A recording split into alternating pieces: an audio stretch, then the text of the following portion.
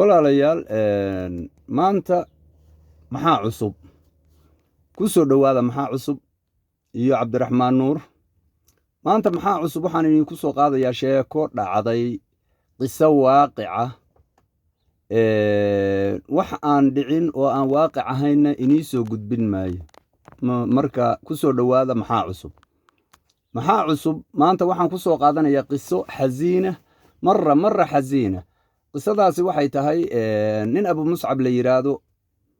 ayaa musawaj buu ahaa reer buu lahaa nin tagsiila buu lahaa gaari lumasiina ayuu ku shaqaystaa wuxuu degan yahay tuulo ka fog magaalada reerkoodu degan yahay maalin maalmaha ka mida waan iniis gudagelayaa qisadaba maalin maalmaha ka mida ayuu yidhi abu muscab baa waxa walaalkiis la dhashay ayaa muwadaf noqday shaqo ayuu ka helay tuuladii uu walaalkii deganaa walaalkiis buu magaaladii buu yimi walaalkiisu arrinkii u sheegay wuxuu yidhi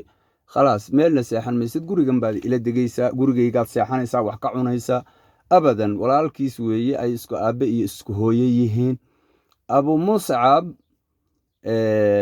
sida uu leeyahay ninka aniga iiga sheekeeyey oo qisadan aniga iiga warramaya waa nin tagsiila ah waa uu baxaa gaari lumasiina buu wataa meelihii marar buu safar aadaa wuu ka yimaadaa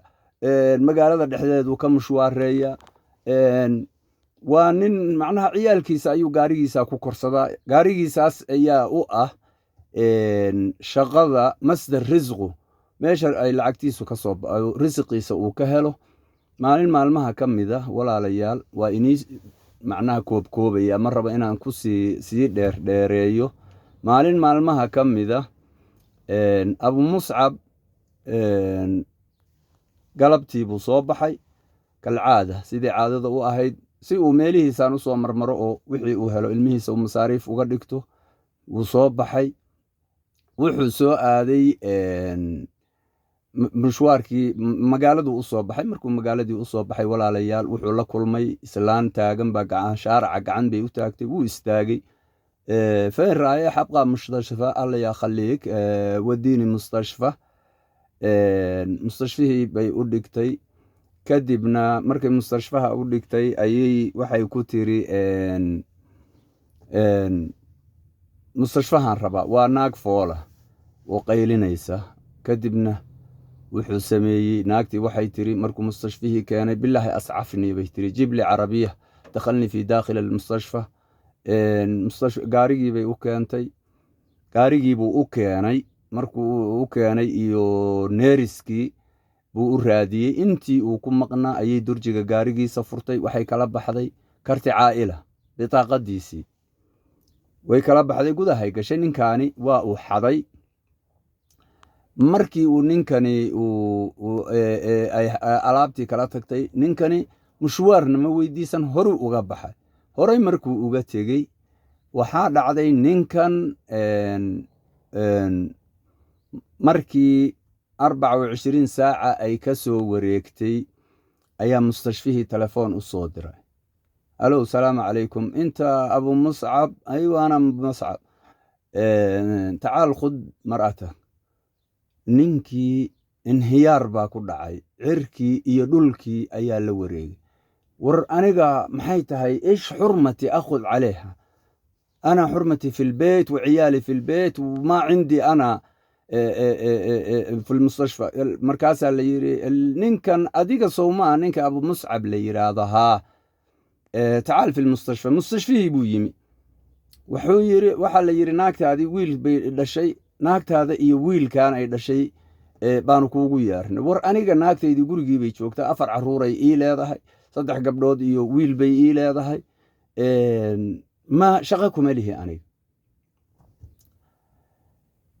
ninkii cirkii iyo dhulkii ayaa la wareegay mustashfihii ninkii mudiirka ahaa oo mustashfaha mudiirka ka ahaa waa uu dawaqay waa wax caqliyadiisa ka weyn war adiga istibaadkan soo adiga ma lihid awraaqan adiga ma leedahay war aniga awraaqan waan leh naagtan adaa keenay baa la yiri soo adigu ma keeni anaa keenay aniga mashwaar baan u soo qaaday liwaji illaah baan u soo qaaday naag shaaraca taagan oo waxay ahayd foolanaysa oo aan soo ascaaf ahaan baan aniga u soo qaaday waana isaga tegi markaan keenay ninkii mustashfaha wuxuu yidhi xaaladani waa xaalad oo adag weeye marka waxaan yeelaynaa jihaat almukhtasaan u yeeraynaa jihaat almukhtasaa loo yeeray ninkii baa waxa laga qaaday d n a laga qaaday ninkii markii d n a gii laga qaaday wiilkii yaraa oo ay naagtu dhashay d n a gii laga qaaday khalaas bacda 3 yoom noo imow baa layidhi bacda 3 yoom buu ninkii soo noqday isaga oo yaaban oo reerkiisii arrinkii walaalkiis wixii oo dhan subxaan allah ilaahu masiibaanu kaa magan galnay ilaahu masiibo rabbiyow baanu kaa magan gal ilaahu meeshiisa hadna joojinin waad ninkaad joojisay wuxuu leeyahay marka ninkan aniga sheekada iiga sheekaynayaa ninkii markuu meeshii yimi ayaa mafaaji'o aan meeshaba oolayn oo macnaha ninkani uba joogin oo ninkani wuxuu ku kalsoonaa inaanu ilmahan dhalin oo naagtan aan ilmahan lagu sheegayn macnaha kalsooni buu isku qabe laakiin waxa ku dhacday mafaaji'a inkaar tii cirka ku gaxsanayd baa ilaahay u keenay ninkii waxaa la yidhi 2 arrin baanu kuu haynaa waa mufarix waad ku farxaysaa laakiin athaani xasiina midda kale waa mid xusni ah maxay tahay buu yidhi ii sheega bal middaan ku farxayo waxaa la yidhi wiilka ma aadan dhalin haye laakiin midda xasiinka ahy waxay tahay adiga waxaaba tahay baa la yidhi caqiim baa tahay ma dhalays baa tahay maba dhashidba marka taas kale haddee allah yacaynak baa la yidhi war see baanan ma dhalaysu ahayn anigan 4 carruura ii jooga naagtaydii baa joogta gurigaygii reerkaygii ninkii waa u waashay dawaqa laa ilaaha ila allah muxamadan rasuulullah ilaahu meeshiisa hayna joojinin baanku ilaahow kaas meeshaad joojisa hayna joojinin ninka iiga sheekaynayaa wuxuu yidhi meeshii markii la yidhi caqiim baa tahay ninkii khalaas inhiyaar fii jisim baa ku dhacay qaybuub waaba dhacayba meeshii buu dhacay mustashfihii baa loola orday wuxuu yidhi iigu yeera ilmahaygii ii soo qaada ilmihii baa la soo qaaday 4 carruur ahayd muscab iyo 3 gabdhood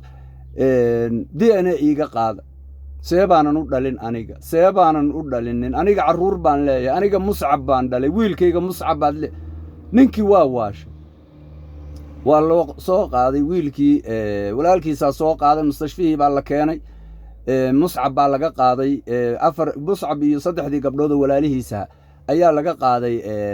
d n a laga qaaday wiilkii kalena waa laga qaaday oo beladii alla u soo diray ninkaa wixii oo dhan baa laga wada qaaday isagii baa laga wada qaaday bacda ninkii mustashfihii buu ku jiraa waa khalaas waxa ku soo booday daqad baa ku furay isagii oo dhan baa isku khalkhalay oo isku darsamay mustashfuhu ku jira walaalayaal marka ilaahay baynu ka magan gelaynaa ilaahu rabbiyo annaga iyo wixii muslima meeshaad ninkaa geysay ilaahu rabbiyo hana geyni ilaahu hana imtixaamin adigaa qaniye ninkii waxaa dhacday marna waa naxay marna waa qoslaa marna waa ku qoslay marna arrinka marna xasiinnimadeeda waa naxay baan ku almuhim jawaabtii waa soo noqotay waxaa la yidhi adigu ma dhalays baa tahay laakiin wiilkan midaad dhashay maaha kuwaanina waxaad dhashay maaha khalaas ninkii qaybuuba ayuu galay ninka sheekada iiga sheekaynayaa wuxuu yidhi muddo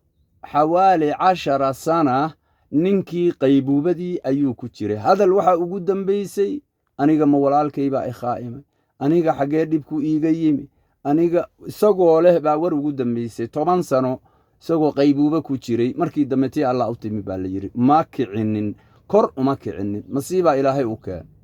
subxaan allah laa xawla walaa quwata ilaa billah allahuma najina min annaar ilaahu masaa'ibkaaga inaga xijaab marka adduunyada masaa'ibkeedu waa badan tahay walaalayaal waana ini salaamaya aad baan inii salaamaya asalaamu calaykum waraxmatullaahi wabarakaatu